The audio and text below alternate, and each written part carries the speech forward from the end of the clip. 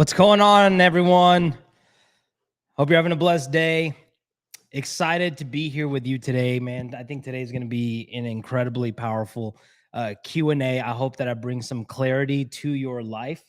I'm live right now on YouTube, and this is where I'm looking at. And if you see my phone right here on YouTube, it's because I'm also live on Instagram. And so what I'm going to be doing today is a live Q&A. And so if you want your question to be answered on this, then if you're on Instagram, head over onto YouTube. The link is in my profile, right there in my bio. So head over to YouTube. You can drop a question in here, and we'll get this thing started. So I want to start off with a question that I actually received, which I think is a really, really good question.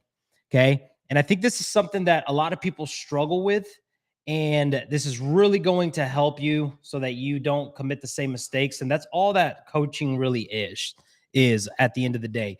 It's helping people avoid the same mistakes that I made, right? And really speed up your healing process through the experience of another individual.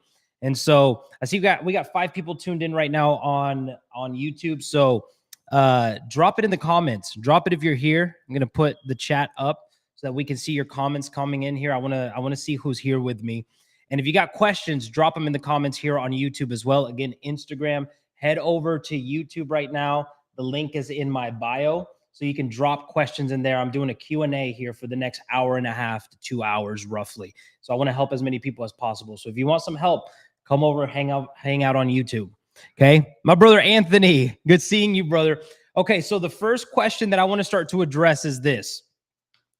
Somebody asked me, how do you move on when you have chosen to remain friends and are in contact regularly? Samuel, how you doing, brother? Good to see you on here, man. God bless you, my brother. So how do you move on? Let me see if I can put this. Yeah, I can put this in the chat. Perfect. This is the question that I'm going to be answering for y'all, okay? I'm going to drop it in the chat. So how do you, let me get rid of this logo so you guys can actually see that. Beautiful.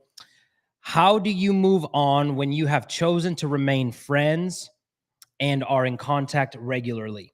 Okay, so this is a really good question because I feel like a lot of people get stuck in this season of their lives, and we get stuck there for quite a bit, right?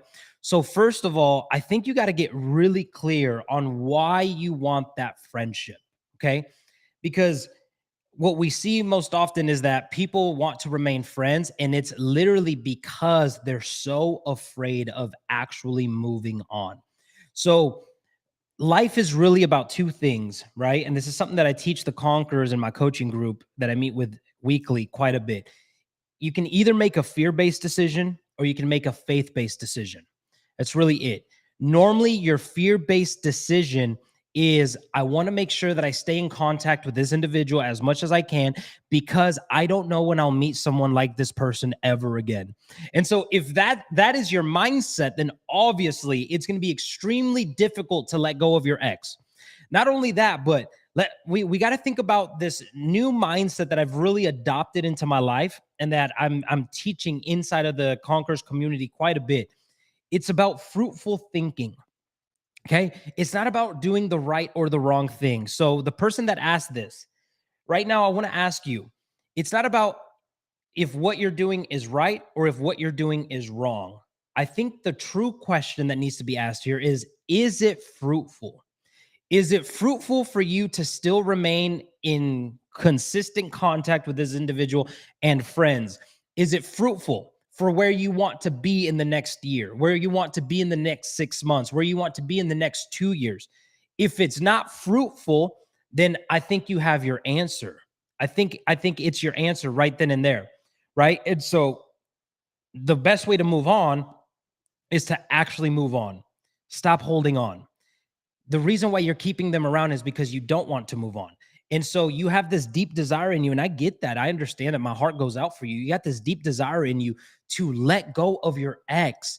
But then at the same time, it's like, here, I'm putting the, so anyone who's just now tuning in, you can actually see what question it is that I'm addressing, right? So how do you move on when you have chosen to remain friends and are in contact regularly? you got to start cutting it off little by little. First of all, you got to decide, is this fruitful for where I want to be in my life? And this is with anything that you're going through, any decision that you have to make. Is it fruitful? If it's not, then you've got to cut that off. It's a dead branch that isn't bringing life to you, that isn't going to get you to where you want to get to.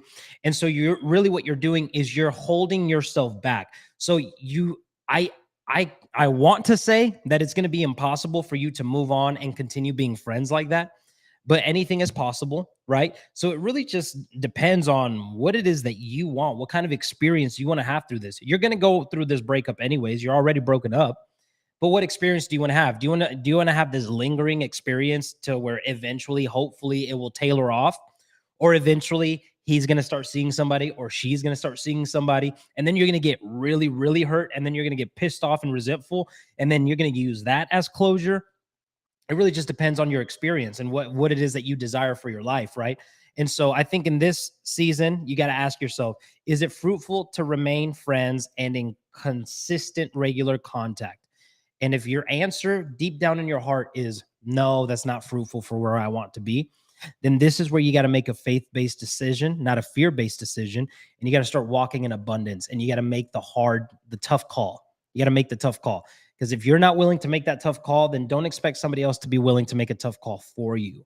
Right. And so I want you to stand up for yourself in this season, to yourself.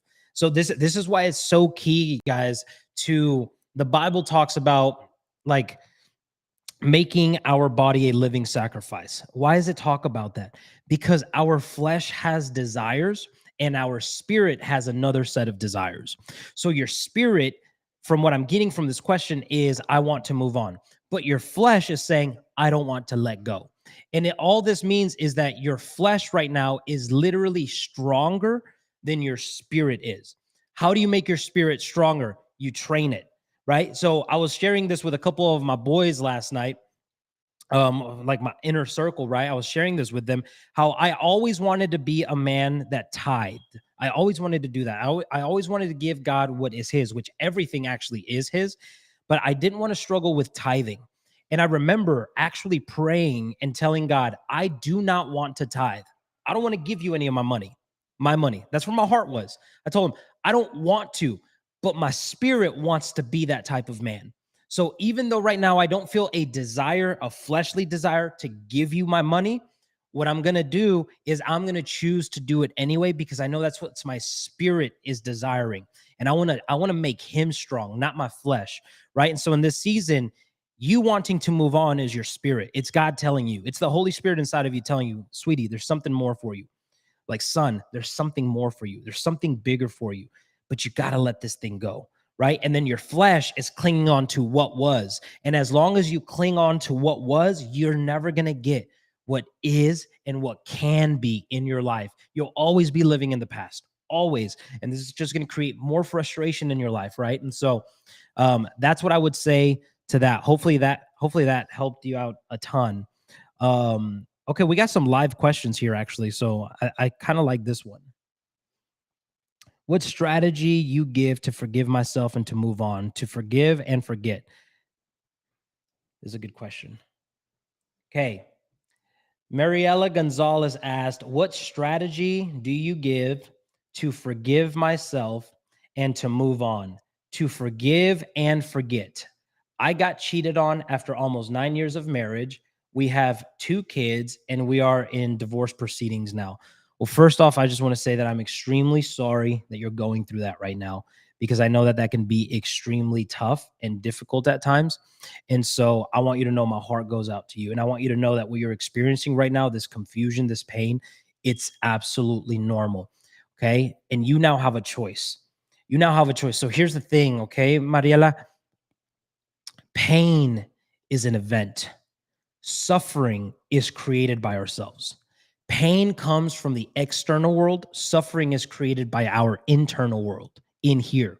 Okay. And so this whole process of forgiving, it has nothing to do with the outside. It has nothing to do with your ex. It has nothing to do with anybody else except for you. That's the first thing that we've got to understand. Okay. And the first thing that I want you to really start to adapt here is that you're never going to forget. Okay. So if your goal is to forget, you might as well give up now. because there's no way you're going to do that unless something wild happens, some miraculous thing happens where you just lose that part of your memory. And I just don't see that happening. Okay. So you're never going to forget, but I see this all the time. But here's the thing. The only reason you want to forget it is because it's bringing you pain. So you no longer want to experience pain. So what if I told you that you can turn that event into something that no longer brings you pain, and then you won't want to forget it, right? Like, I do not have a single desire in my heart to forget what happened to me, to forget that, how my ex left, to forget everything that I went through. I don't have one desire in me to forget it. Why? Because it doesn't hurt me anymore. It's a blessing for me. And I genuinely see it as a blessing, and I genuinely experience it as a blessing. So when you experience something as a blessing, do you want to forget it? No. You're like, you want to look back at it and use it as an anchor of God's goodness in your life, right? And so the only reason why you're truly wanting to forget this is because it's still bringing pain to your life. So if we heal the pain, the desire to forget it will go. And here's the thing, that desire to forget it, it's going to have to go eventually, because you're not going to forget it. You're not going to. We got to begin to accept that, okay? So I think the key here is to forgive. Okay, now forgiveness. Somebody also asked this question, right? Samuel Logan said, topic forgiveness. One occurrence was talked about, but still on the mind daily. How do you overcome what happened before, especially when your significant other is very private and secretive? This is a really good question, and it goes hand in hand with this. Look, this is all of this is forgiveness, man. All of this is forgiveness. So I'll go ahead and I'll throw your comment up here as well. Okay. Forgiveness. One occurrence was talked about. So I'm assuming that you guys talked about it, but it's still on your mind daily. Okay. And so this is kind of what's happening with Mariela. She knows what happened, but it's still tormenting her daily. So this is how suffering is created. Okay, guys? Suffering is created by what you entertain in your head and by the story you tell yourself about the event over and over again. Suffering is created when we make everything mean something about us, period. Right? So the reason why infidelity hurts so bad, right? First of all, it's because now I am forced to change the way that I look at you. And and that means that I am forced to shift my blueprint of how life should be and how life is happening. That sucks, dude. Like, if we're being honest, that sucks. And if you guys are on Instagram right now and you want me to answer your question, hop on over to YouTube. I'm live over here. That's why I'm looking over here. You can drop your question in the comments and I'll be able to address them over here. I'm going to be here for about 2 hours answering questions roughly. Okay. The link is in my bio. Okay. Instagram. So it sucks. It sucks to realize that, man, I'm in a season in life where everything that I thought was true is what we say, which is not true. Everything that you thought is true is no longer true. That's a lie. We exaggerate it. But the more we say that, the more that our brain is wired to show us that that is true. It's true that everything you ever believed is a lie. Not everything you ever believed is a lie. Okay? Not even everything you believed about that individual is a lie. It's just not true. There's a lot of things that still remain. They messed up. Yes, we're not going to justify that. We're not going to just act like that didn't happen. But there's other things that are still true about that individual. They still created incredible memories with you. They still made you feel a certain type of way. They still loved you, even if it was for a season. You still had an incredible relationship with them, even if it was for a season. So don't make it anything bigger than it needs to be. So in this scenario, let's talk about forgiveness then. Forgiveness at its simplest form, we got to understand what forgiveness is, or else we can't do it. Forgiveness is releasing the emotions of anger and resentment. That's it. And it's replacing it with a new emotion, whatever emotion it is that you want to experience. That's all forgiveness is. It's not justifying the people's behavior. It's not justifying what they did. It's not saying that you accept what they did and that you think that that's okay. It's not saying any of that. What it's simply saying is, I refuse to keep living life angry and bitter and full of resentment. And I want to choose to experience peace. I want to choose to experience joy. I want to choose to experience gratitude, whatever emotion it is that you want to experience. So, Mariela, if you're still on here, drop this in the chat, okay? If you had a choice on what you would want to ideally feel about this situation, what would that emotion be? Samuel, you too. Anybody who's gotten cheated on in here, right? If you're on here and you dealt with some infidelity, what is the emotion that you would want to feel about that situation in an ideal world? How would you want to feel about it today? How would you want to feel about it if you knew that you were healthy and that you did finally just forgive and that you did finally let that go? Okay, drop it in the comments. I want to hear from you. Okay, how would you want to feel if you got cheated on? I'm talking about the people who are sick and tired of dealing with unforgiveness because it's crippling your mind, it's crippling your emotions, and it's crippling your days. And you're no longer the playful, joyful person that you used to be because you're holding on to this resentment and to this anger. What emotions would you want to experience in an ideal world about that situation? How would you want to feel about it? Peace and happiness, Mariela. Thank you for your vulnerability and your courage. Peace and happiness is what you would want to feel. Okay, perfect. Perfect, Mariela. So here's the thing. Volina, freedom. I love that. So this is the question that I want you to begin to entertain in your own head. What would I need to believe about that situation to feel peace? What would you need to believe about it? This is why I don't tell people what to do. I want you to discover it. So Mariela and Volina and Mary and Samuel, what would you need to believe about your specific situation so that you could feel those emotions? This is going to take some work right here, okay? But I want to honor you guys, especially the fact that you guys are doing this publicly right now, because this is the work that most people never do, ever, ever. Let me ask you, what would you need to believe about that situation so that you can experience the emotion you want to experience? So you can experience peace and happiness. What would you need to believe about what they did? Okay. Effort and actions from your partner. Here's the thing, though, Samuel. You are tying your breakthrough to somebody else's actions. Remember how I was talking about how suffering is created from the internal world, not the external world? You're trying to create joy from the external world. You're trying to create peace from the external world. You're trying to create all of these emotions from the external world. The more you keep doing that, brother, you're going to lead yourself to a place of failure. You can't control what that individual does. You can set healthy boundaries and say, this is what I need to see from you so that this can continue happening. But what do you need to feel, man? What do you want to feel? What do you want to feel? Peace. You want to feel peace. Okay. So, regardless of their effort and their actions, what do you need to believe about the situation, about what happened to experience peace? I really want you guys to think about this. And while you're thinking about this, I'm going to really break this down for anyone who's watching right now, okay? Infidelity, when it happens, the torture begins when we begin to create a story, a dialogue. I like to call it a script, almost as if it's a movie. We start to create the script in our head. And that script revolves around me. It revolves around my value. It revolves around my worth. And it revolves around my future. That is why it's tormenting you, because now you're believing that you're not good enough. Their action to you means that I'm not good enough. Their action now means that you aren't respectable and that they don't care about you. Okay. And so that you're not worthy to be cared about. Their action now also means that I might not ever have the future that I desired. My future is ruined.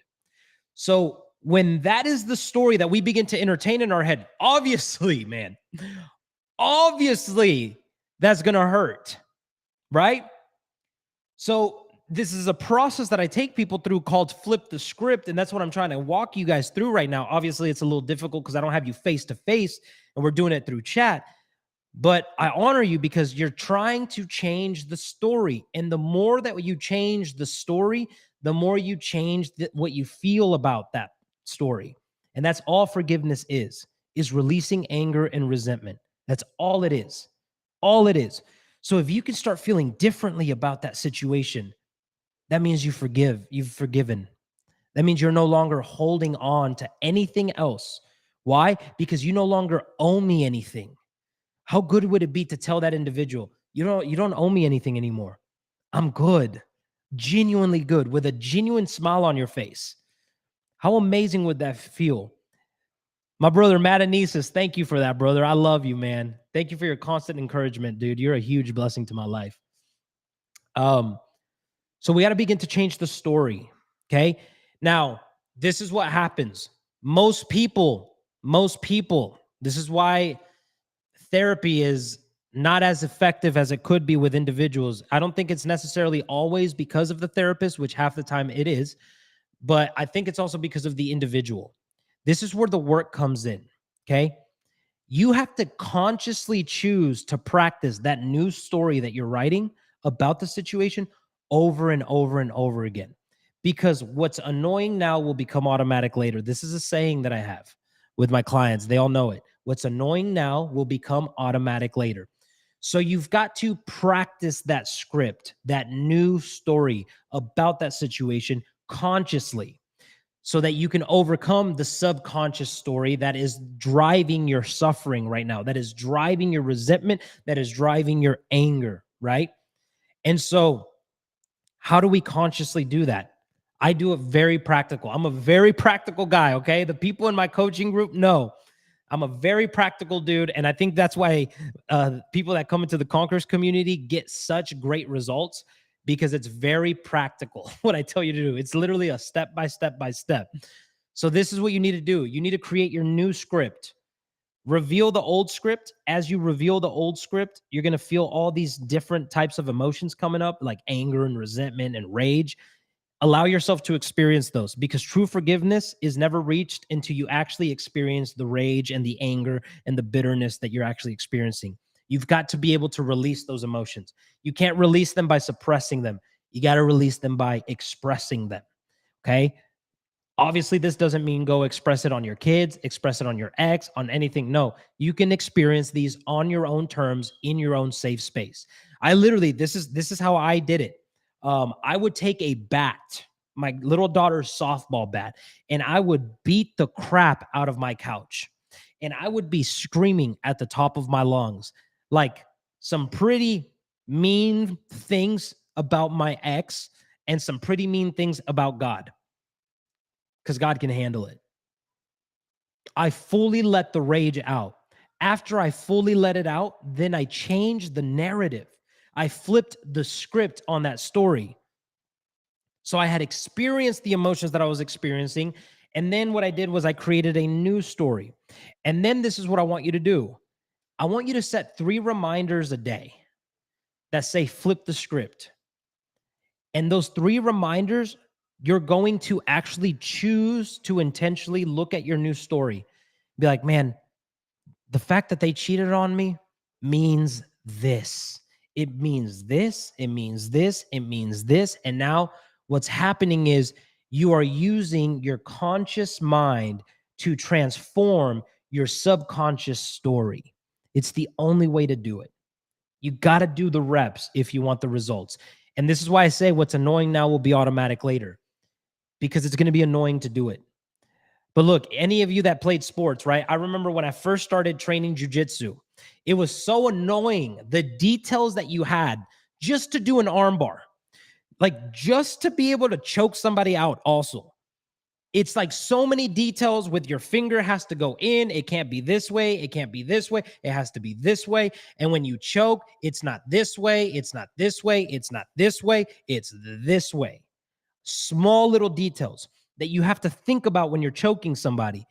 So it used to be really annoying when I started training jujitsu, but the more I trained jujitsu, the more it became automatic.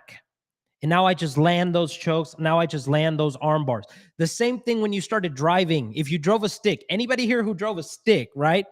Like if you drove a stick, you know how annoying it was to learn how to drive a freaking stick because of all the details, the RPMs, when it's okay to shift, what speed goes into which gear, right? And then on top of that, you get on the road and now you got to think about the vehicles that are on the road. So it's extremely annoying details, but the more you practiced it consciously, the more it became automatic. The same goes for the healing process. The same thing goes for forgiveness. The more you practice it annoyingly, the more it will become automatic later.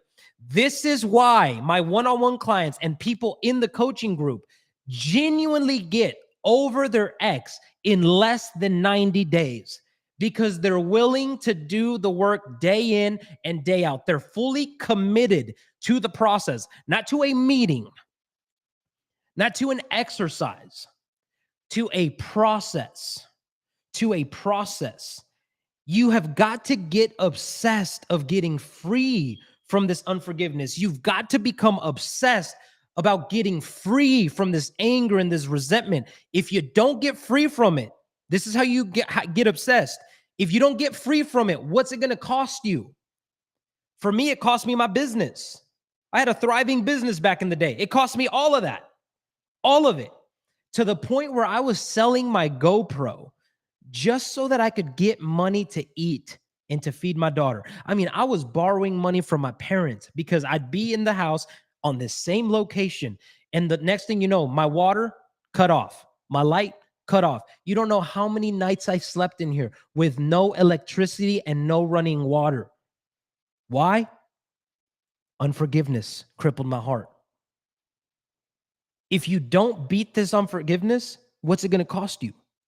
What's it going to cost you?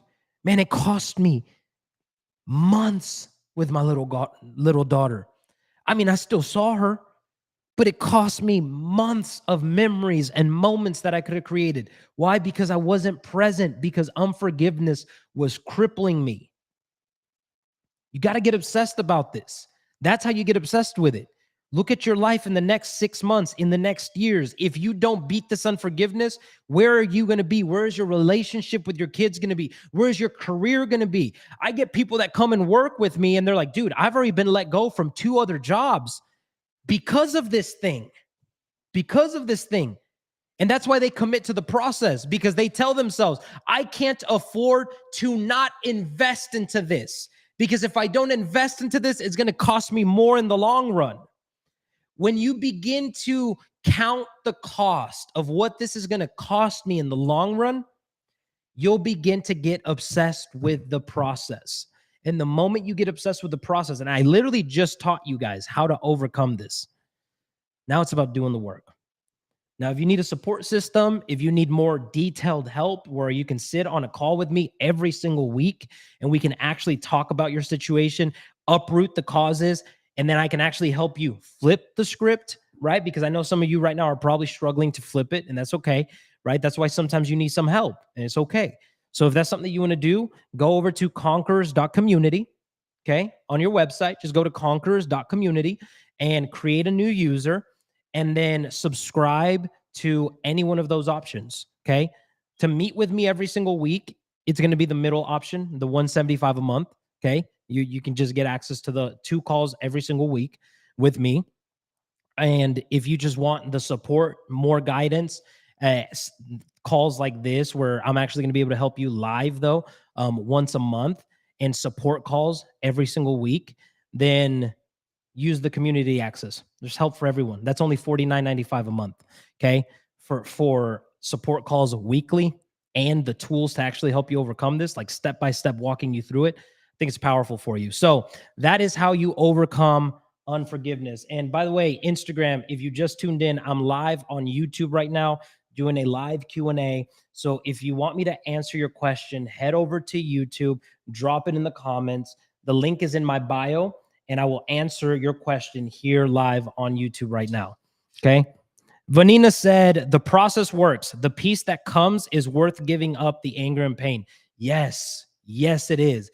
Vanina is an incredible testimony. Honestly, Vanina, by the way, we're going to do a testimonial, me and you, and I'm going to upload it on YouTube because your story is phenomenal.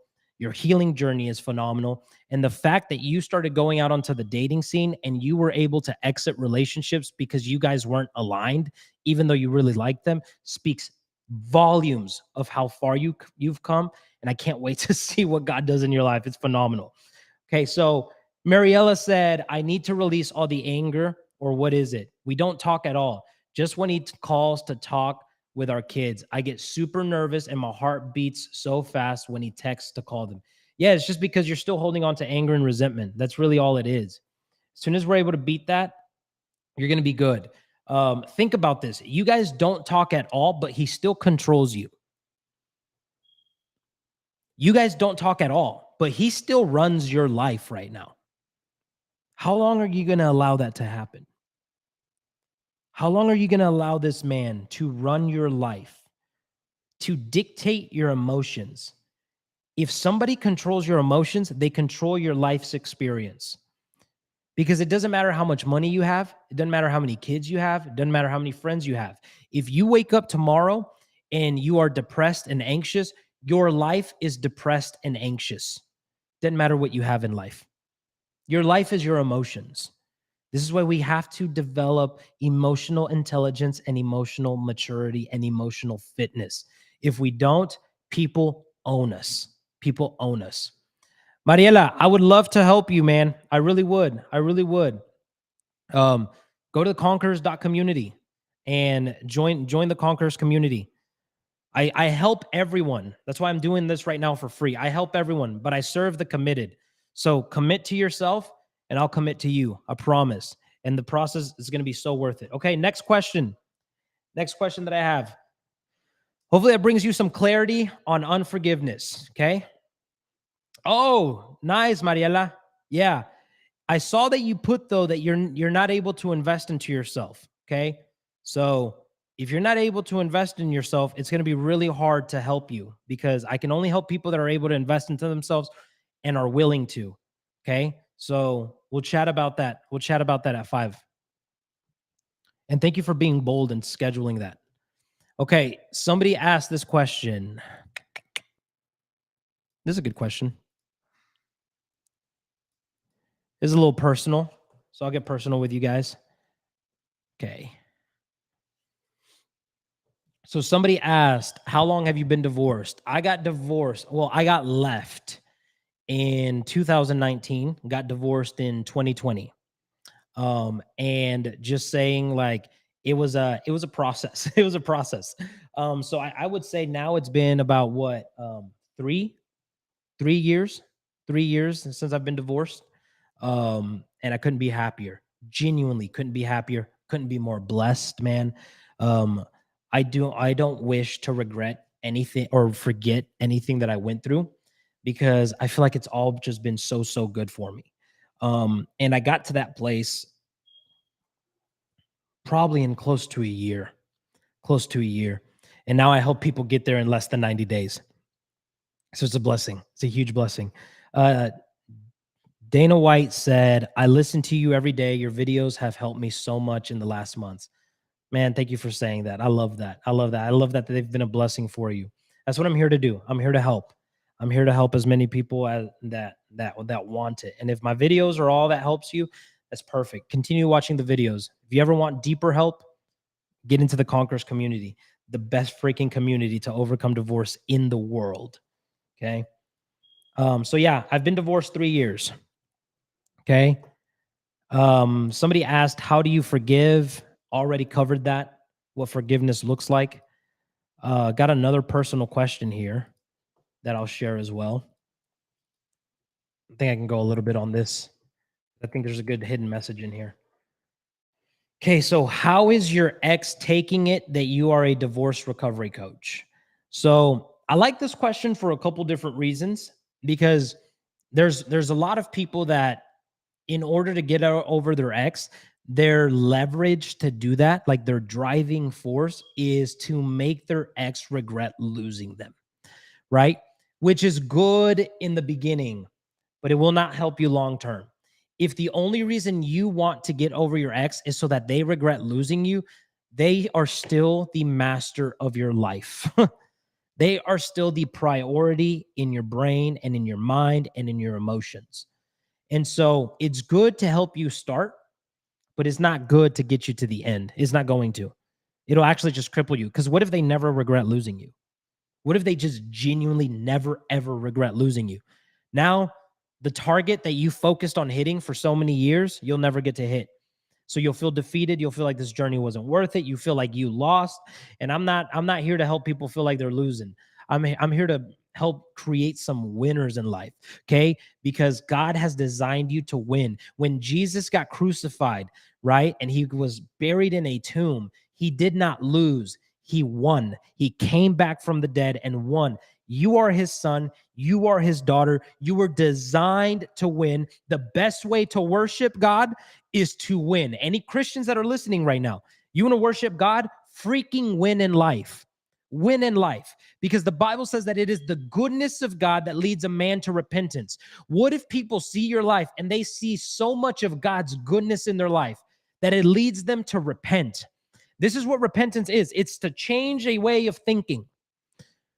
What if your life is so filled with God's goodness that people start realizing, dude, I got to start operating differently. I got to start doing things differently because this dude is showing me how good it is to live a life filled with God, right? So I think that's the main thing here. I think the main thing here is to not get obsessed about your ex, like regret losing you. But I think it's about designing a life that shows God's goodness so much that it draws people in. There's power in your testimony, right? If you are not getting people that are around you right now that want to be around you, it's because you're living pardon my language, you're living a shitty story. You're living a shitty story. You want to live a better story? That's on you. That's not on God. That's not on God. God's not going to just turn your story around. You have to give him something to work with. God will not reach down from heaven and change everything for you. That's not how he works, because you will take it for granted. You will take it for granted. And then you'll never develop as a human. You'll never expand. Therefore, you'll never be a great leader and you'll never be able to lead people. So he would be doing a disservice to you to just pull you out of what you're going through, to just completely take those emotions away. He would be doing it. That's why he doesn't do it. There is free will in life. A good parent lets their kids struggle with hard things because that builds character, integrity, and endurance in them. This is all Bible, right? And so I don't know why as Christians, we believe that I can just pray to God and all of this stuff is going to go away. No, no, no. Faith without works is dead. Your faith is your prayer. You showing up daily and doing the work and submitting to the process is your works, okay? If you don't do that, then your faith is dead. It's biblical. I'm sorry. That's just how this works, right? So here's my answer to how is your ex taking it that you are a divorce recovery coach? I don't know. I don't know. Because quite frankly, I don't care. I really don't care. I know that they're aware that I do it now, right? Like her sister commented some hateful comment, not hateful, but just like some rude comment on one of my TikToks, like back in the day. So I just blocked her, right? And then me and my ex's dad had a little bit of a discussion one day because he got out of line with my mom, and I had to, in a very loving and stern way, put him in his place. And he brought up that, hey, well, don't you like do a podcast or something? So I know that they know, but again, they are not the masters of my life. She is not the master of my life. I don't think twice about anything that she might be thinking, that she might be doing ever throughout my days. For real. For real. Like I was just talking to Haley the other day, and I was telling her how my co-parenting relationship, and my clients know this, my co-parenting relationship is the most peaceful co-parenting relationship ever. Why? Because she's not the master of my mind and my emotions. I am. Now, I don't know what she's experiencing on her end, but on my end, peace. Peace. Well, I kind of have a hint of what she's experiencing on her end because of the conversation that I had with her father, that there's some things being said over there that aren't very true. There's some frustrations. There's some resentments going on over there. So I have an idea of what's going on over there, but it doesn't affect my life, man. I just don't allow it to. And I don't really have to try to not allow it to. Why? Because I have such a good life that I'm actually genuinely obsessed with. And this doesn't mean that I have all the money in the world. It doesn't mean that I have all the friends in the world. It doesn't mean that I have the best anything in the world. All it means is that I take every single day and I try my best to not take it for granted. I look at the blessings in every single day that I have. And the more I'm obsessed with my blessings, the more I'm focused on my blessings, the least I care about anybody else's opinion, especially my ex. There's just no reason for it. There's no reason for it, honestly. Like, let me put it to you guys in this way. I don't even care what my parents think about me being a divorce recovery coach. Like, I mean, a certain part of me would hope that they're proud of me, and they've told me that they are proud of me, but it doesn't drive me. Like, other people doesn't drive me. And so for anyone who's right now trying to get over their ex so that she can regret or he can regret losing you, I would say use it for right now. But I want you to be aware, because I love you and I care about you, that that leverage, that energy is going to expire. And if she never or he never regrets losing you, it's going to lead you astray. So you got to get a new target. You got to get a new goal. Okay? Hopefully that answers that question. Okay, this is really good right here. This is a really good question. Hey, drop a 100 emoji in the chat if you're a man on here, because this next one is for you. Drop a 100 emoji in the chat if you're a man in here. This next one is for you, okay? Instagram, by the way, I am live on YouTube. That's why I'm looking in this direction. If you want me to answer your question, then go over to YouTube. The link is in my bio, and I promise you, you drop a question in this chat, and I'm going to answer it, okay? I'm going to be here for about an hour and a half, 2 hours roughly, okay? It's already been 42 minutes. That's crazy. Time went by quick. Awesome. So we got some men in the house. This is for you, okay? Somebody asked this question. It was a lady. And don't mind me, but I'm going to be a little basic white girl and sip on my Starbucks while I prep for this answer. Actually, gentlemen, the men that are in here, help me. Drop in the chat. How did you feel? Anthony, I know you went through a breakup. Papa Caps, I don't know what you went through. But Anthony, how did you feel after your breakup when you were going through that? Papa Caps, how did you feel after your separation? Drop it in the chat. Help me on this one. I want your men's help. That way people see that it's not just me doing it type of thing. Well, actually, Papa Caps kind of said it in here on the chat already. I think of her every morning when I wake up. Anxiety builds during the day. Is there really an answer to how do I let go? Papa Caps, yes, there is, brother. Okay. I don't know how long you've been following me, brother. But I help people get over their divorce in 90 days or less. And I know as soon as I say that, there's skepticism that comes in. But that's why I have so many testimonials on my Instagram. There's no BS here. I have literally the roadmap to help you get over this fast and in an effective way. But you got to be willing to come correct, okay? If you're all in, you're going to get everything you want out of that process. Anthony said, worthless. Yep. So far, we've got 2 men who have answered this question.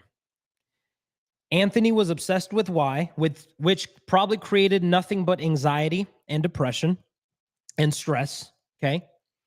And he was feeling worthless. Papa Caps was feeling worthless as well and struggling with getting his mind off of her and anxiety building up every single day during the day. This is what men go through, okay? Let me let you guys in a little bit of a secret, okay? The number one leading person in suicide is divorced men. It's divorced men. If that doesn't tell you what men go through after a separation. Here's the thing. When men choose you, they really choose you. And it's not based off of anything else. It's them choosing you. And we got to be honest here. We've got to literally be honest here. Okay? And I know some ladies aren't going to like this, but we got to keep it real. We got to keep it 100. Ladies, when you choose a man, you choose him based off of what he can do for you. That's why you choose a man. Can he protect you? Can he provide for you? Can he create passion in the relationship? Can he keep the adventure alive? Can he keep creating these emotions in you? You see what I'm saying? If you come up to your man and you need something fixed in the house and he can't do it, subconsciously you begin to lose respect for that man, which means the man has to constantly show up and perform to keep your love. Okay? This is usually how women pick a man, right? The women who pick a man just because they want to pick a man and the man does nothing in the house, the man doesn't bring the finances, the man doesn't provide, protect, anything like that, preside or lead, those women end up actually not being happy at all with that individual. So I'm not saying there's something wrong with it. I'm saying that's how you're wired. And I'm saying, men, you're actually wired to produce, to protect, and to lead. You're wired for that. So there's no right or wrong here, okay? This is just how we're wired.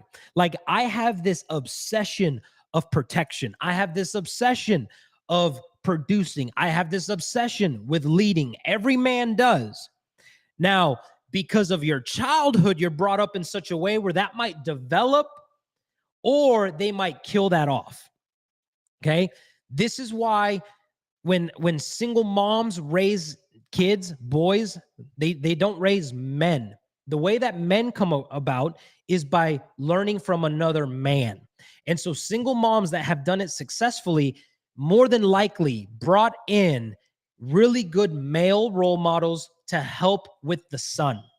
And that's why the son, when they're age 35, 45, is still choosing and walking in abundance and in freedom. It's just a fact. Okay. I know that's gonna hurt a lot of people's ego, but I don't care about your ego. I care about the truth and I care about what works. So if you want your life to work, listen to it. Okay. I'm telling you, it's coming from a loving place. So men, after a separation, man, it's the truth. They feel worthless. They feel worthless because I've given all of my life for this individual. And therein lies the problem. Therein lies the problem. Men, especially, and if you're here on Instagram, listen to me also. By the way, guys, come over to YouTube so you can drop your question in the chat. I'm going to be here for about another hour, roughly. Okay.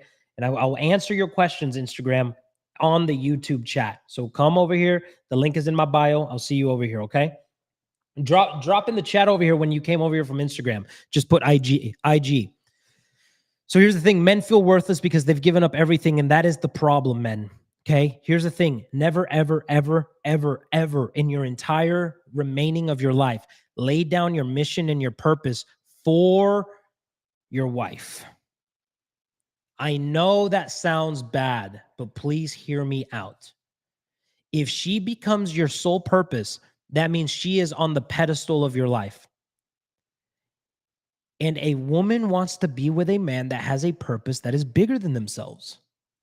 Men, just like you want to be with a healthy woman who has her own life, who has her own hobbies, who has her own friends. A woman wants the same thing.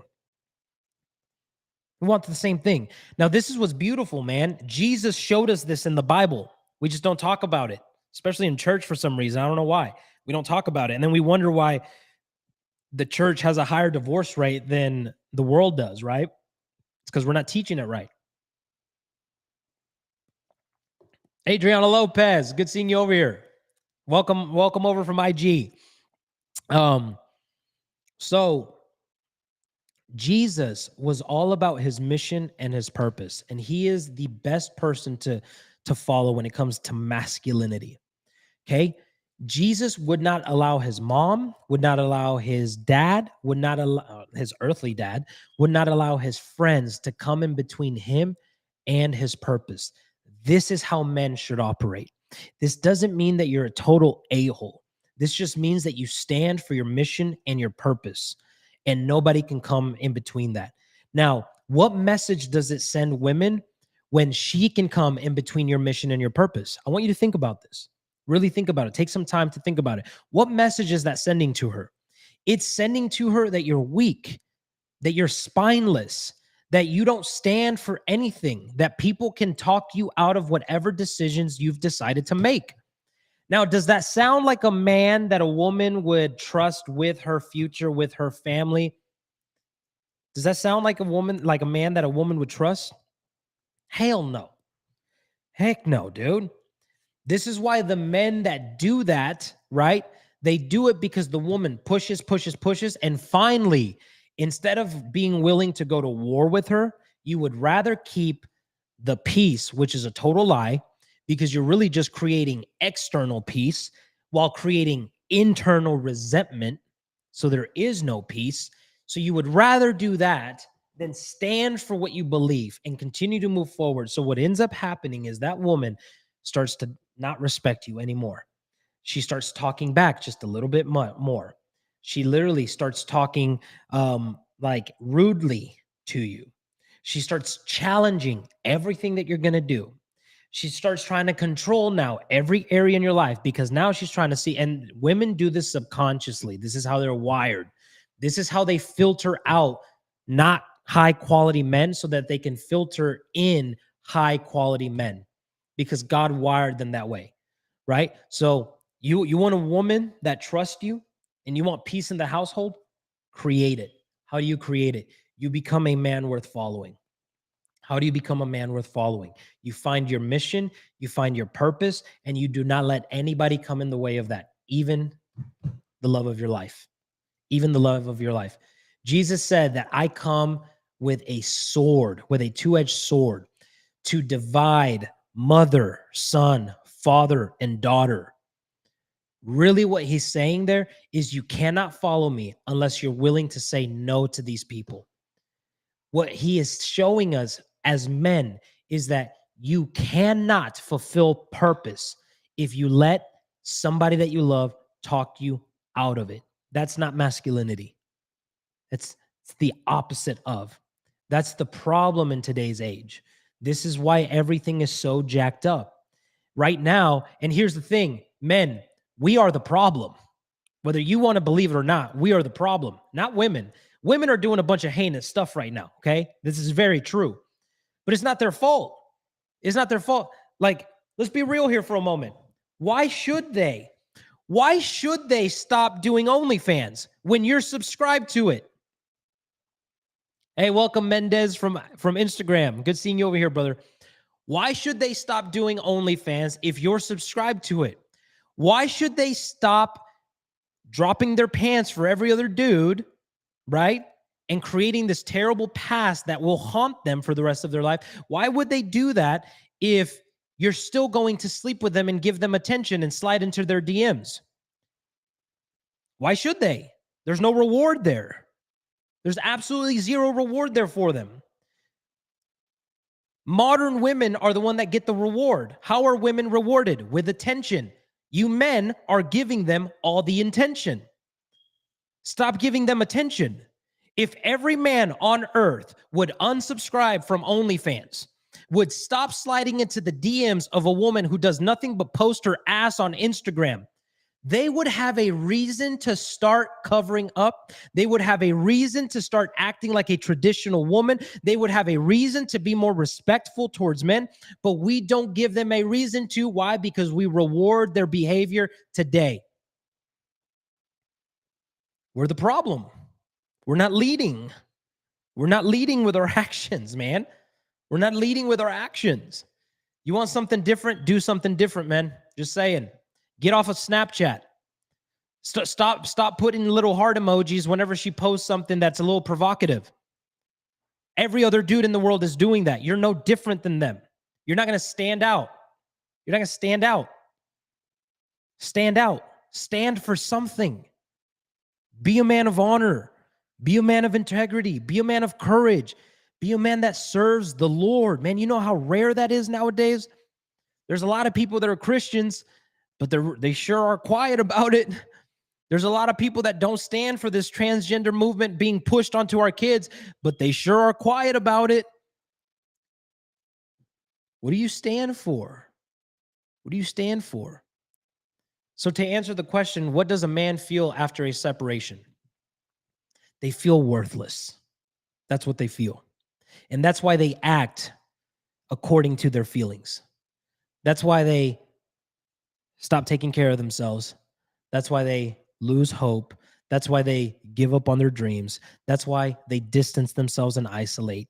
That's why they don't go and talk to anyone about their struggles. Why? Because everything that they do moving forward is driven by this deep sense of unworthiness and feeling like you aren't worth a piece of shit. This is the truth. This is what men experience. This is why they lead suicide rates, divorced men leading suicide rates. That's what I experienced. That's what I went through. That's why I'm obsessed with helping men not do the same thing, with helping women not do the same thing, because a healthy woman will help heal a man, but a hurt woman will continue to do the same garbage that society is continuing to do, will continue to literally demasculate men just so that she can feel some level of value and worthiness. That's what a hurt woman does. That's what a hurt woman does. You see a woman that's super disrespectful towards men, she's hurt. Don't even mess with that, bro. I'm giving you men some good standards right now, okay? I'm giving you men some good standards. Let me tell you something. You should be the prize. You're not right now, but you should be the prize. You should be the prize. You shouldn't be bending over backwards to get anybody. You should be on mission and on purpose. And then guess what'll happen? God will bring a woman that sees you on mission and on purpose, and she will be aligned to you. Ladies, the same thing. You should not be bending over backwards just to try and get any piece of flesh to commit to you. Become obsessed with becoming the daughter of God that you were designed to be. Become obsessed with healing your heart, with healing your mind, with healing your spirit, not walking by the flesh, but being led by the Spirit. Become obsessed with that. And if you become obsessed with that and you actually take the time to work through your traumas, to work through your hurt, what's going to happen is you're going to attract a masculine, godly man. Because I'll tell you something right now. There are no good men that are attracted to a masculine woman. They're not. They want a feminine woman, period. Okay?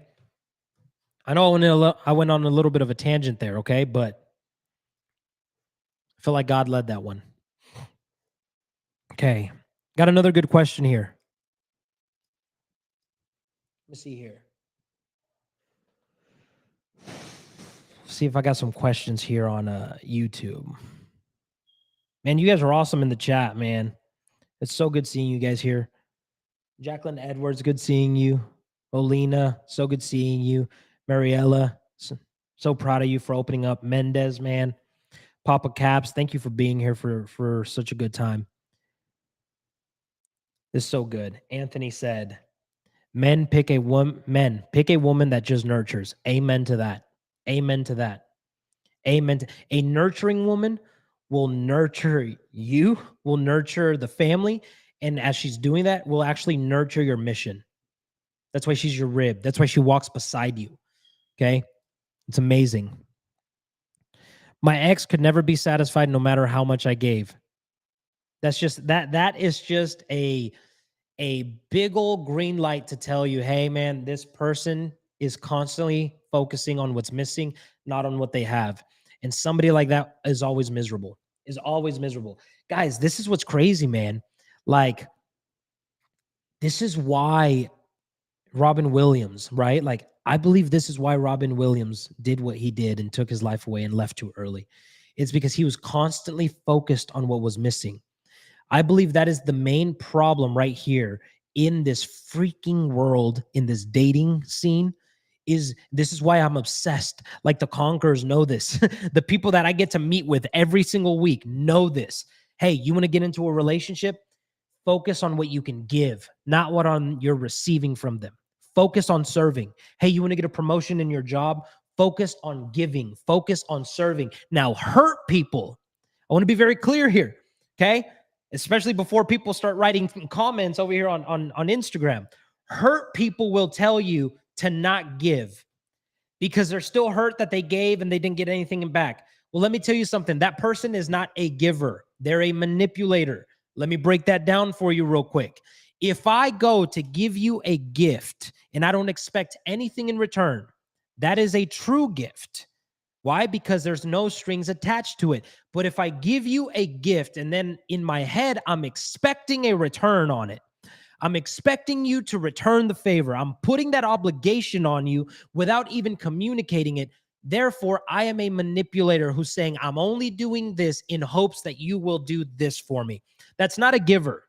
Okay. Manipulators are the ones that get hurt by quote unquote giving. True givers don't get hurt. They do not get hurt. They do not get hurt. Like a month ago, I sent $1,000 to an aunt in Mexico because they're really struggling. So I sent them, boom, $1,000. Did not expect anything in return. First of all, they can't give me anything in return. Maybe a thank you. But even then, I told my parents, hey, give this to them. Don't tell them who it's from. Because I didn't want anything in return. Even last night, I went out with my boys and I paid for the entire tab at Topgolf, right? And it was a little awkward. Why? Because they were all like thanking me. And I was like, dude, I didn't even want them to know that I was paying it. But the server brought the freaking card over here, man, and made me sign in front of them. And they're like, man, thank you so much. And I was like, I didn't want them to know. I didn't want them to know. I wanted to stay anonymous. Givers give because they want to give and because that's who they are, and they give from a place of love. If you're giving for love, you're always going to be let down. If you're giving from love, you'll never be let down. So Papa Caps, don't change who you are just because somebody didn't know how to appreciate it, bro. Moving forward, because if you shift, if you change and you stop being who you are, if you stop giving because somebody didn't appreciate it, she owns you, bro. She owns you. She is your master now. That experience, that pain that you went through is your master and you are a slave to it. I don't care how you want to look at it. That is exactly what's happening. Why? Because I used to be a giver until this person did this to me. I will not be controlled by anybody. Nobody will tell me what I can and cannot do. If I feel like that is who I am deep down in my heart, I'm not going to adjust for someone just because they hurt me. You kidding me? It's pathetic. It's weak. It's weak. That's not leadership. That's not leadership. That is not what God designed us to be like. Imagine if Jesus would have said, I will not go to the cross unless people recognize it, unless people 2,000 years later say they believe in me. Everyone, I need them to do it. I will not give my life for this world unless they do X, Y, Z. Jesus didn't do that, man.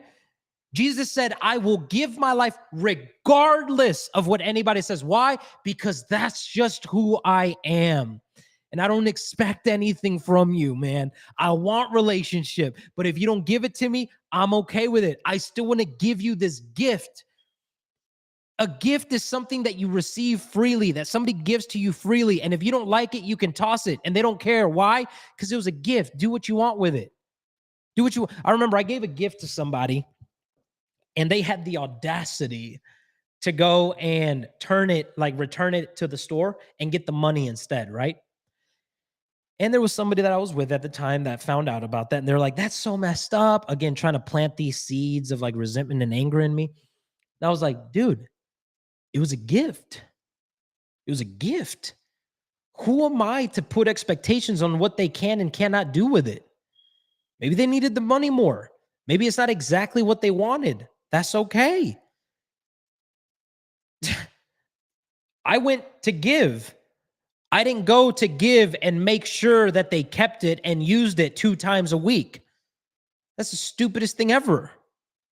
So Papa Caps, do not change who you are, brother. I see that you just said, I need help moving forward, brother. Where do I go to see your coaching options and community? Go to conquerors.community. I'm going to type it in here right now. Okay. Conquerors.community. On the website. You can go do that. Conquerors.community. Okay. Just register a new user and then it'll give you 3 different options that are extremely effective. It just really depends on what experience you want through this process. Okay. That's really all it is. That's the difference between the prices, is what experience do you want? Okay. And so Every single one of those options is going to be extremely effective if you're willing to give me all you got. Okay, Papa Caps. The next thing that you can also do is you can go to the App Store and just look up Conquerors Community, and you can download the app instead and do it that way. Whichever way you want to do, brother, conquerors.community. If you're interested in coaching, you can go check that out. And brother, I would love to be a part of this journey with you. I'm telling you, man, there's not one person that shows up and gives me everything that they have that leaves regretting it. I've got people in that community that are already way over their divorce, and they're still part of it. Why? Because they want to continue to develop themselves because of how powerful the community is. And all I'm also going to say, brother, is make sure that you come with an open heart, because the Holy Spirit will meet you on these calls. Like, here's the thing. I don't just have wise and persuasive words, okay? There is a demonstration of the Holy Spirit's power on our calls, and I believe that is why people come out transformed so rapidly, and it's phenomenal, okay? So, hope to see you in there, brother. Okay, I got another question. This is a good question. Guys, make sure you drop your questions. Instagram, make sure that you come over to YouTube. Link is in my bio. I'm answering questions on YouTube live right now. I'm going to do maybe like another 30 minutes to an hour roughly. I'm really feeling good. No, I can't do another hour because I've got a session with Mariela here at 4 p.m. So in 50 minutes. So I'll be here for another 30 minutes. So come over here, Instagram, hang out. Drop it in the chat that you came over here from IG. Yeah, see, Heather. There's Heather. Heather's been in the group, I don't know for how long now, man, but she just continues to grow and develop.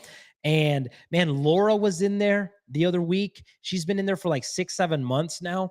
And she came in and she was struggling with her mom and left with breakthrough for her family dynamic. Like, it's not just divorce recovery, y'all. It's not just, it's so much bigger than that. Okay, I got another question that I'm going to answer. This is a good one. This is a good one. This is a good practical one too for someone who's struggling. Okay. How do you bring yourself to file when you are so afraid? This is a good question, man.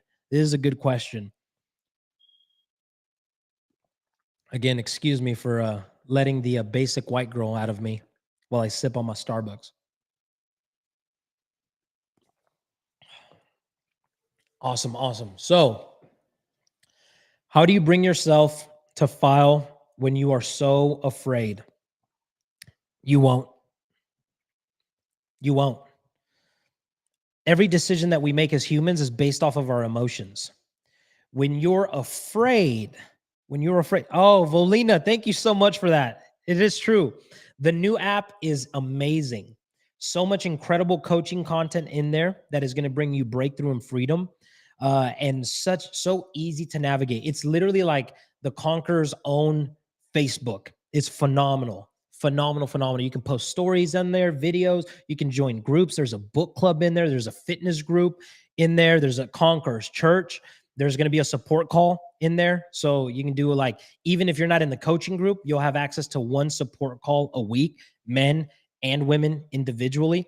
So you'll be able to access all that stuff in the community. It's awesome. So here's the thing. You won't bring yourself to file when you're so afraid. You really won't. You really won't. You've got to get to a good, strong emotional place. And here's what's creating the fear. It's the fear of the unknown, which I just released a full like 30-minute training session on like the fear of the unknown and how we can overcome it. So I'm going to give you, sorry for that. So I'm going to give you the keynotes on that right now. Okay. Your relationship with the unknown has to begin to shift. If you want to file, you've got to start creating a big enough reason on why you need to file, period. That's it. It has to happen that way. And I know the person who's asking this right now, you're like, dude, but how do I do that? This is why you need community, like the Conquerors community. I'm serious. You come on here, we get to figure out why you're so scared. We literally go ahead and shift that in you. And then what we do is we stack so much evidence on why it's actually the best thing that you could do. It's not positive thinking. And then what happens is that drives you to action. So many people came into the group terrified to finally file. And then they send the message, hey, everyone, I just filed. Bro, I wish I could show y'all, but Instagram is on my phone right now, so I can't pull it up on my phone. There was a client, Jeanette. I'm not going to say her last name to give her a little bit of privacy. But Jeanette came in and she could not get rid of her dress, her wedding dress. She could not get rid of it. Here's what's wild. This is what I told her. I said, don't worry about getting rid of the dress. It's going to happen. It's going to come up. It's going to happen. It's going to be a byproduct of you working through this process. 4 weeks in, guys, 4 weeks in, that's 30 days in, I get a picture from her. She's one of my one-on-one clients, so our experience is a little bit more intense than just in the group coaching, right? Because it's like we have an ongoing relationship that's happening as one-on-one, right? 4 weeks in, I get a picture, and she said, what was it that she said, man? It was so beautiful. I'm going to pull it up on my laptop. Okay, so it was a picture of the dress, and it was like some store purchasing it or something like that. And all she put was breakthrough, exclamation point, exclamation point, exclamation point. And then I said, no way. What was that like? And she said, it feels so good. I'm so proud of myself. Thank you for being a part of this journey. Breakthrough feels so real, like I put in the work to get where I want to be. Is that amazing? The same thing happens with filing. The same thing happens with filing. You're terrified to file, get around the right people, get in the right place, start feeling all the right emotions, start changing the story of what you're telling yourself about filing, and you will willingly go and file. And it's not going to be like, oh, I can't believe I'm going to go file. This is going to be the hardest thing I've ever done. You're going to go in there with this attitude of, man, I know that God's got me. I know this is the best thing for me. I genuinely feel it like it's the best thing for me. You're going to go in there empowered and do it, right? But you got to work through it. Jacqueline Edwards said, I was also so afraid God had supernaturally put a peace on me. He won't force you, but if you're ready to trust him, he will do it with you. Exactly. You know what Jacqueline did without even knowing that she probably did this? She changed the story about what filing was. That's it.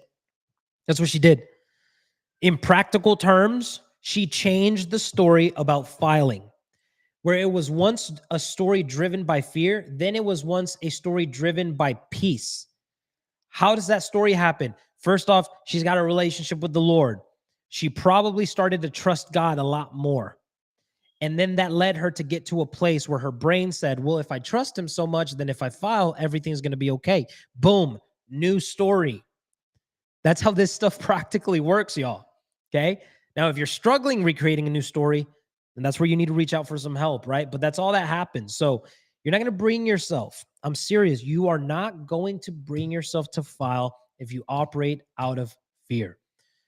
We go back to the first way, like the first point that I made when I started this live. That is that there's two decisions that we make in life that drive everything. We can make fear-based decisions. Okay. You're afraid to file. So guess what? You're not filing. You're making a fear-based decision, which is leading to nothing more but anxiety, more depression, and postponing your breakthrough and postponing the life that God has for you. Why? Because you are being more obedient to fear than you are being obedient to faith. Now, that's a word that'll preach. That's a word that'll preach. But here's the thing. Most people will tell you faith it, like fake it till you make it type of deal. I don't believe in that. I believe that you can create genuine faith in you. And faith is the evidence of things not seen and the things hoped for. Faith is the evidence, which means that there has to be evidence that we have faith. What's the evidence? You feel different. A person that has faith it's so different. It's so different than fear. A person that has faith, it's almost as if your heart and your spirit is saying, oh, yes, here we go. Here we go. This is exactly what we need to do. And there's this level of excitement in you, but your flesh, your mind is like, oh my God, are we really doing this right now? Is this really happening? That's how you know when you're making a faith-based move, because it scares the hell out of your flesh, but it empowers your spirit, and your spirit is alive and excited. And instead of it being anxious, there's like 1 degree difference between anxiety and excitement. Instead of being anxious, you start to be excited because you're expecting good things to happen on the other end. That's a faith-based decision. So if you want to file, you've got to get out of fear. How do you get out of fear? Practically, you start creating a new story about the unknown. You got to change your relationship with the unknown. There's a process to that. Okay. It doesn't have to take a long time. That's just completely up to you. Depends what resource you go after. I have a proven resource that shows you that it doesn't take a long time, and it's proven. After 2.5 years of doing this work now, or 2 years, it's a proven science at this point, because it didn't just work for me. It worked for me, and it's worked for hundreds. There's people right here commenting right now, even Mary. She said, that was me, afraid to file, but coach in the group helped me alongside with God, of course. See, exactly. And then where is she? Volina said, all of it is legit. Coach Frank knows I was skeptical about it. So many people are, because I literally say something outlandish, which is get over your ex in 90 days or less. No one's going to believe that until you experience it. But this is one of the best decisions I've made to join the Conquerors community and kickstart my healing journey even more. Yeah, and we're happy that you're there, for real. Heather said, it is so amazing. Dude, you guys are blessing me right now. I love having Conquerors on here. You guys just fill me up, for real, for real.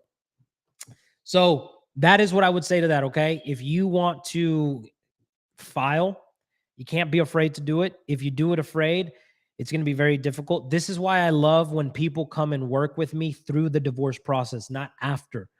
Because you make in the divorce process, here's why men get so screwed over in divorce, because they operate out of fear. That's all it is. That's all it is. They make a bunch of fear-based decisions. They don't want to make her mad so that she doesn't do XYZ, so she doesn't do this, so she doesn't with the kids. So I would just rather, again, they keep doing the same BS that got them into this place. I just want to keep the peace. When the truth is, you're operating out of fear. You're not looking for peace. You're cowarding from conflict. And conflict is a good thing, because muscle is produced by resistance, and resistance only. You want to go have a comfortable workout? Good luck getting good results. The people that get the best results are the people that create the most resistance.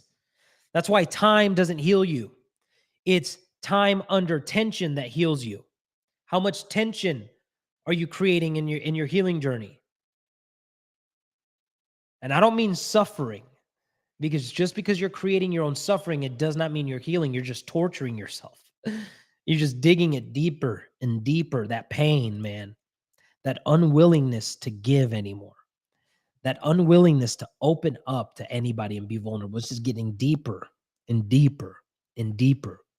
That crippling anxiety that has you not present with your children, it's just getting deeper and deeper and deeper, because we're unwilling to ask for help. There's a process to this stuff, y'all. There really is. I hope I see you guys in there. Any other questions? Any other questions? Again, if you're on Instagram, I'm live on YouTube right now. So go to the link in my bio, hop over onto YouTube, and drop your question in the chat so I can answer it. I think I've covered so far all the questions I covered. And if you missed this, then you can rewatch it under the live section later on here today. I covered how do you move on when you have chosen to remain friends and are in contact with your ex still. I covered how long have I been divorced. I covered if I give a crap about what my ex thinks about me being a divorce recovery coach. I covered what does a man feel after a separation. And I covered how do you bring yourself to file when you are so afraid. And I also covered on how to forgive after an infidelity. So I covered a lot of stuff today. It was awesome, awesome, awesome, awesome. Cool. Well, it looks like there's no more questions. And I have a session here, a clarity call with Mariella, and hopefully she'll be a part of the 1% Conquerors community here later on today. And so I'm going to go chat with her here in the next 30 minutes. So what I'm going to do is I'm going to go ahead and log off, y'all. Thank you guys for being here. Thank you guys for being so engaging. I love you guys. I love serving so much. Oh, here, we got one more question. I'll answer this. I'm about to turn off the chat, but I'll answer this question. Okay. How do you move on if you try to keep the peace and she just emasculates you? You create your own closure, brother. You create your own closure. That's how you move on.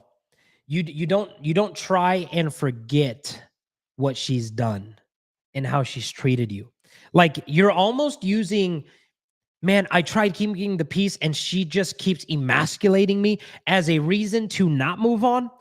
What if you use that as a reason to move on? I want you to think about that for a second. What if you use the fact that this person is incapable of receiving peace and of respecting me? They're so incapable of it that I don't want to be in contact with a human like that no more. I don't want them to have no more of my emotions. I don't want them to be a master over my life. Why would you use that as a reason to not move on when it can be such a powerful reason to move on, brother? I'm just saying, bro. Like, why would you want to waste your time with someone who emasculates you constantly? And I think, honestly, bro, you got to be honest with yourself here too, because I think part of the problem might also be that you try and keep the peace instead of leaning into healthy conflict. But I don't blame you because you probably weren't taught how to have healthy conflict. And we cover all of that again in the Conquerors community, how to have healthy conflict. The only way you can start having healthy conflict with another individual is when you start having healthy conflict within yourself. Within yourself. And when a man shows up feeling worthy and powerful, he's not easily triggered. And he's in control of himself. In control of himself. And so we need some emotional intelligence. We need some emotional clearance, brother. Like I can already tell, even just by this message, like I can already tell you are a man right now who is just heavy right now, bro. And I don't blame you. I don't blame you. You're feeling heavy right now. I mean, you feel like you're ready to explode. Like you're probably feeling the way that I used to feel, which I used to walk around with this attitude of like, I wish somebody would so I can throw down right now and let out this rage. Right. And so there's a lot of work that needs to be done there, brother. It doesn't take a long time, but it takes you being all in. It takes you being all in. And what I would say is, how do you move on? Use that as closure. When a woman emasculates you, instead of seeing it as a, why are they doing this to me? See it as a, thank you for showing me who you are. Goodbye now. Use it as that. It's as simple as that. It's as simple as that, man. You get what you tolerate, bro. That's what you get in life. You get what you tolerate. That's why I don't have crappy people in the Conquerors community. I have over 250,000 followers across my platforms. I think I have like 40 something people in the community. Why? Not everyone's fit. I don't tolerate like pathetic weakness where you're just trying to avoid everything and blame everybody else. I don't tolerate that. Not in this community. That's why these people get results, bro.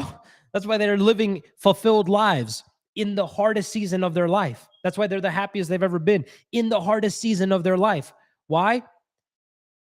Because they're not weak. They're not cowards. They're courageous. And I don't tolerate the cowardly. I don't. I will help you. I will encourage you. I will make content like this to hopefully get you out of that state eventually and get you to really commit and be courageous in your life, right? But I don't tolerate that in the community. I've kicked people out because of that. You get what you tolerate, brother. You get what you tolerate. The moment you stop tolerating people emasculating you, the moment you stop tolerating you avoiding conflict is the moment you will experience the life that God designed for you and wants you to experience. Until that day comes, until you learn how to do that and be able to operate in that way, you're going to continue to create the same cycles in your life. You're going to continue to have women in your life that emasculate you because you're going to tolerate it. Oh, well, she didn't really mean it. Well, she this and that. No. And because you don't stand up for yourself. And when you do stand up for yourself, you stand up for yourself as a little boy and you start kicking and screaming and why are you talking to this way? And I can't believe you did it. And then they just lose even more respect for you. So you just really emasculated yourself. And then it's just a vicious cycle that keeps on going, right? And so we got to do some work in that area, brother. This goes deeper than that. But the first thing I would say is stop tolerating it.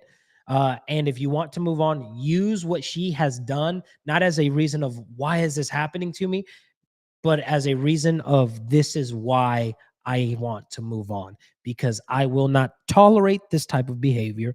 I will not tolerate this type of relationship, and I will stand up for myself. If you would respect yourself enough to say no, she would start respecting you. And if she doesn't start respecting you, it is a great sign that she does not belong in your life. So stop making it a big deal. Allow the people that need to be in your life to be in your life, and allow the people that don't need to be in your life to not be in your life. I made a video on this. I don't know how long ago, right? Not that long ago, but I was talking about when Jesus fed the 5,000. It was an incredible miracle that he did, but he didn't tell them, hey, go and get more food. He said, hey, what do you have? In other words, God will work with what's left, bro, not with what left. So you're so obsessed with what left that you're missing out on what's left. What do you have to work with? What seeds do you have to sow so that you can reap a harvest? Focus on that. Focus on that, brother. There's patterns of thinking. There's patterns of focus. And we are our patterns. That's it. That's it. In life, we are our patterns. You are not who God says you are. You are the patterns that you practice every single day. So start practicing patterns that are godly patterns, and you'll change.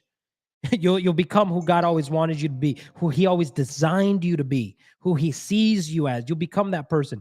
So your pattern right now is you're constantly focused on what's missing, which is why even when your kids are gone, you're probably like depressed, you're probably anxious, you're probably feeling like you're lonely and all this stuff.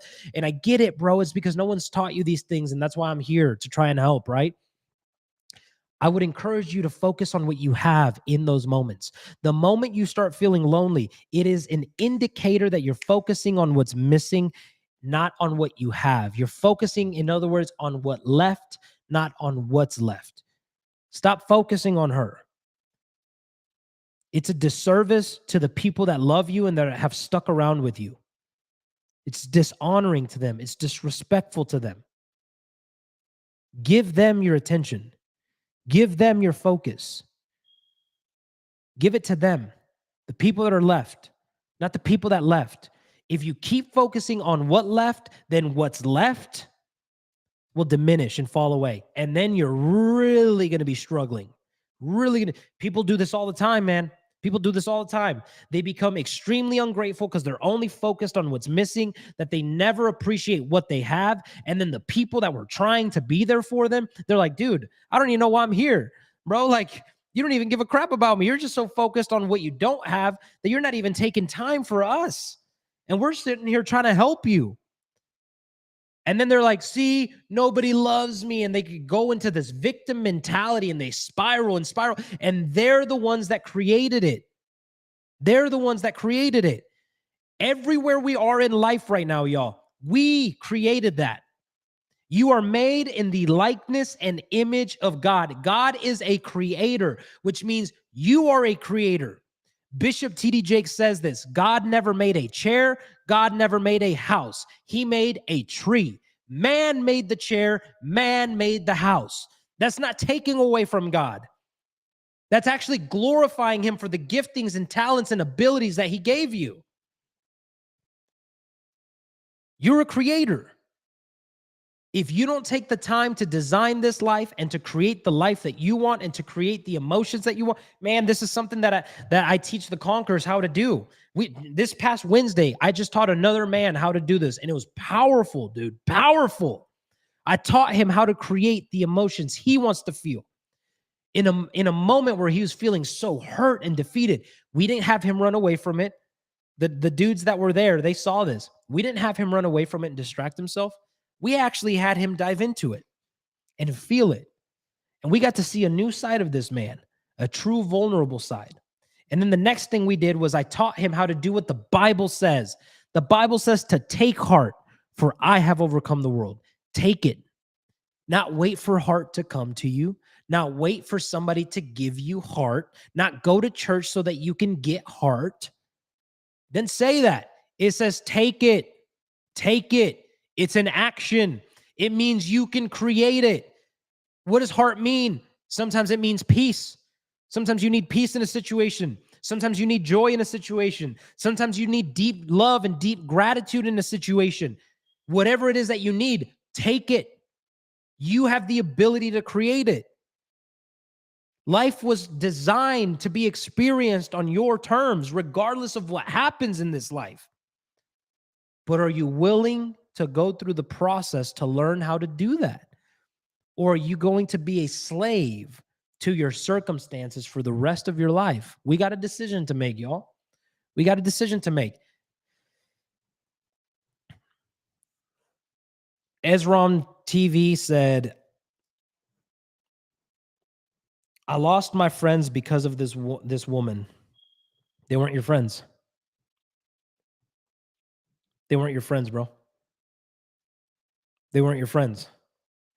If they were your friends, they would have stayed. Just saying. They would have.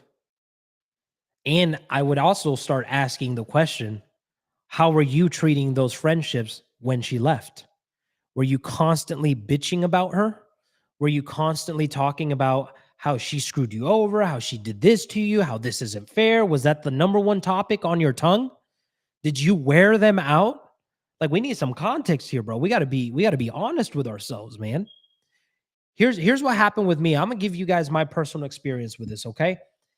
I was really good friends, close friends, brothers with my ex's cousins, with like 3 of her cousins. I was so close to them. So close to them. Some of her aunts and uncles, man, so close to them, super close to them. When she left, you know what she did? She started blasting me on social media, saying all these things that weren't even true about me. I mean, making it seem like I was an abusive person, which I've now noticed that most women that are hurt do. They just call everyone a narcissist nowadays. It's ridiculous, right? Now, to the people who have been in narcissistic relationships, my heart goes out to you. But not everyone is a freaking narcissist. Like, talk to a woman that's actually been in a narcissistic relationship, and you will learn very quickly what an actual narcissist is. So don't dishonor them and their experience by just throwing that out there, everyone, okay? Just wanted to put that out there. So she started painting me out to be this type of guy. Guess what I did? I didn't defend myself. I let her talk. I let her talk. I let her talk. And when I came over to her cousin's house still, or when I talked to them on the phone, or they called me, I didn't bitch about her, man. I didn't. Because what good is it going to do? What good? What good would it do for me in that moment to bitch about her?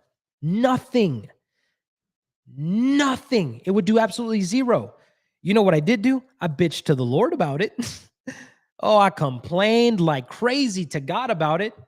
That's the problem. I tell people, I tell men, hey, don't go and do that like with everyone. And they're like, well, then what am I supposed to do? As if that's the only option, bro.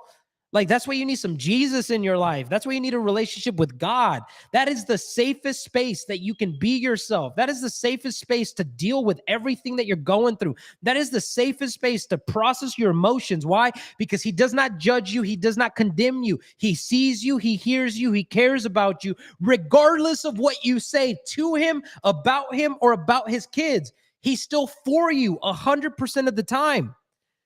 And so men are out here feeling lonely and suicidal because they just want a woman that they can cry with. Cry in your prayer closet. It's not that you don't have a shoulder to lean on. It's that you're ignoring the one shoulder that matters. God. Jesus Christ paid the ultimate price so that you can have a friend that is closer than a brother. So that you can have a helper, the Parakletos is what his name is, the Holy Spirit. And you're over here complaining because you don't have a woman to open up to. You're over here complaining because you don't have people to talk to.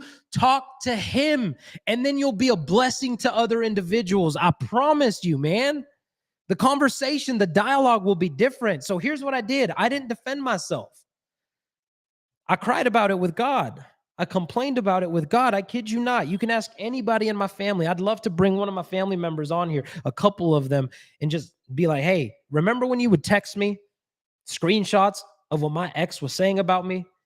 How did I respond? They'd be like, bro, you just kept saying like, that doesn't matter. She's just hurt. That's why she's doing that. Because that's literally what I would do. Every time it got to the point where I just told people, hey, man, just stop sending me that. Like, I don't care if she's saying that. She's operating out of hurt, so I don't really care. I know who I am. The people who know me know who I am. So I'm going to allow truth to defend me. I'm not going to try and defend myself because that's not a battle that I picked. So it's not my battle to fight. It's his. It's his. I owned my wrongs. I owned everything that I did wrong. I was super accountable. He gets to defend me, not me. Her family that I was close to have a relationship with me till this day, a deep relationship. One of them messaged me the other day because he's going into surgery.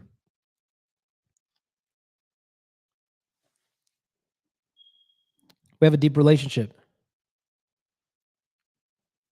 They're strangers with her.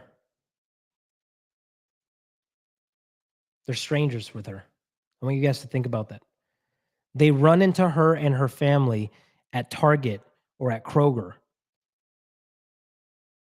And my ex's family acts as if they don't see them and they avoid them and they go into a different aisle to try and not run into them. Because she did what some of you guys are doing. Well, my ex, this and this and this and this and this and that. Stop complaining. Be a man about it. And I know that that triggers some men right now. So let me tell you what I mean by that. Go to God. Weep in the presence of the Lord. Cry in the presence of the Lord. Release your rage, your anger in the presence of the Lord. Wrestle with him. And when you come out, I got my prayer closet right here, right next to me. I got my prayer closet. When I come out of that room, I'm not the same person. I got a good head on my shoulders because I give him everything in there. Everything. See, look at this. Thank you for being honest, brother, and vulnerable on here, man, especially public like this. I'll honor you. I think you'd make a good fit in the Conquerors coaching group, honestly. So consider joining. Go to the App Store, look up the Conquerors community, and then sign up for whichever plan you feel is best for you. He said, dude, she told the judge I beat her up every day for 22 years. I couldn't believe the shit she said. Dude, some women are wicked. She persuaded my son to lie to the cops to say I threatened his life. Focus on what you can control, man. I know that's so hard. I know that that is difficult. Man, I can't show you on my phone because I have Instagram on my phone. And if they would just all listen and go to YouTube, I could get off of Instagram, but they won't. So I have to keep my phone live so they don't miss out either, right? But actually, you know what? I'm just going to do it. No, I'm not going to pull it up. I had another client, worked with him about a year ago. Dude was a firefighter, is a firefighter. Went through the exact same thing, bro, that you're telling me right now. I'm talking about he could only see his kids when he was being watched by officials in a concrete room for 1 hour a week. 1 hour a week is all he could do. That it took him months to get that, bro. To get that. It took him months to get it. He wasn't seeing them for months because she was lying. This is what we did. It's the principle that I always teach. Focus on what you can control. What good does it do you to obsess about the fact that she's lying about you? Nothing. It just makes you more anxious. It just makes you more depressed. It just makes you more trigger happy. So what's going to end up happening is you're going to show up in the courtroom, and because you're already flustered, you're already pissed, you're not going to show up as your best self. So you're not going to be able to make this best outcome for yourself. Let truth defend you, and eventually it will be. You just be diligent. What can you control? You can gather evidence that prove that what she's saying isn't true. Find it. Look for it. The reason you can't find it right now, because I know that's what you're thinking, man, I just can't find her. There's nothing I can do to prove it. It's because you're so focused on her and what she's doing. So your reticular activating system in your brain is obsessed with her. So it's giving you more of what she's doing and it's deleting everything else that's available for you. This is how we operate as humans. Okay. This is why I'm not some advice giving coach. I think that's BS. I teach you how to actually solve your life's problems fast too, so that you never ever need anyone to help you solve problems. You just use the Holy Ghost and the giftings that he's given you, right? So as soon as you start looking for, how can I show that I'm not that type of guy? How can I show that this is not true? What can I do? What can I do? What will happen is you will double down on what you can control and watch as God begins to make a way to work it out. That client that I'm talking to you about, he is winning his court case right now. It's still happening right now because it takes some time. But the amount of witnesses that have come up and testified against her, some of them being her own family, insane. So I'm not mentioning names because I like to keep people's things private. But I want you to know, bro, I've worked with people going through what you're going through, and I've seen their situation begin to turn around, and I've seen them go from depressed and suicidal and crazy angry to actually being joyful in the season. Not only that, but man, this dude is dating a smoke show right now. And he's like, coach, I could have never done that, man. He's like, you really helped me. You really helped me to where I was able to ask out some incredible women. And I landed one that's aligned with me, who believes in me, who cares about me. And she's hot, right? That's what healing does for you. All right, guys, I got to get off. I got a call in 15 minutes. Love you guys. Instagram, love you guys. Everyone who came on here on YouTube, appreciate you deeply. I hope this blessed you. Instagram, if you're just now tuning in, literally go over to YouTube under the live section and you can watch the live. I talked about how to forgive. I talked about what men experience when they go through a separation. I talked about so many different things, like what does my ex think about my divorce, how to show up when your ex is talking crap about you, so many different things. So go check it out on YouTube. Love you guys. God bless. And YouTube,